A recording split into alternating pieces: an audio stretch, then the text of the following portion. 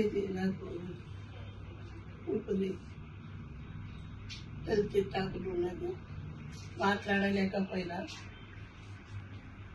ఊపిరి అన్నది గాలి తీయకపోయినా నాకు ట్రబుల్ అయిపోయింది. గాలి అన్నది ఇదైపోతుంది, చాలా కష్టమైంది. ఇంత ముందుకు నేను రోని హాస్పిటల్ వాడిన మందులు వాడిన, నాకు అక్కడ బాగుపడలేదు. నాకు ఇక్కడ సార్ పేరు చెప్తే ఇక్కడ పేరు చెప్పుకొని ఇక్కడికి వచ్చేసిన. వచ్చిన రోజు కూడా నాకు సై లేకుండా ఉన్నా, మాట్లాడిందా లేదు.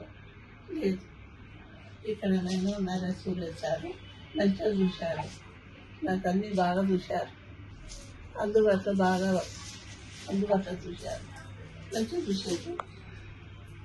అన్నీ చూసి ఫుడ్ కూడా మంచిగా తెప్పించేది, అన్నీ ఎక్కడెక్కడ తెప్పించేది. నా పేరు శేఖర్, మేము కాకినాడ నుంచి వచ్చాము.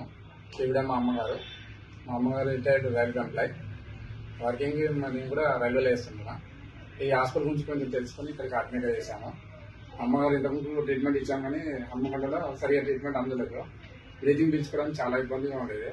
ఇక్కడికి వచ్చినాక నర్స్ డాక్టర్ చాలా బాగా చూశారు. ఆయన ట్రీట్మెంట్ వల్ల అమ్మ క్యూర్ అయింది చాలా వరకు. ఇప్పుడు ఇంతకుముందు ఆక్సిజన్ వాడుకునేది, ఇప్పుడు ఆక్సిజన్ వాడకుండా మంచిగా ట్రీట్మెంట్ తోటి ఇప్పుడు నార్మల్గా ఉంటుంది, మెయింటెనెన్స్ అవుతుంది. ఈ బైపాస్ మిషన్ కూడా ఇంకా వాడేది రెగ్యులర్గా, ఇప్పుడు అది కూడా అంత అవసరం లేకుండా అయిపోయింది అమ్మకి.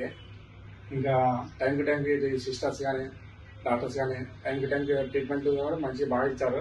ఇంతకుముందు అమ్మకుండా ఎట్లా అంటే ఈ ఇంజక్షన్లు ఇచ్చారు కదా, ఈ సెలైన్ పెట్టినప్పుడు చాలా వరకు ఇవి ఇక్కడ ఇవన్నీ బ్లడ్ అంతా ఇదైపోయింది. అక్కడ ఇవ్వడం వల్ల ఈ బ్లడ్ ఎర్రగా అయిపోతుండేది.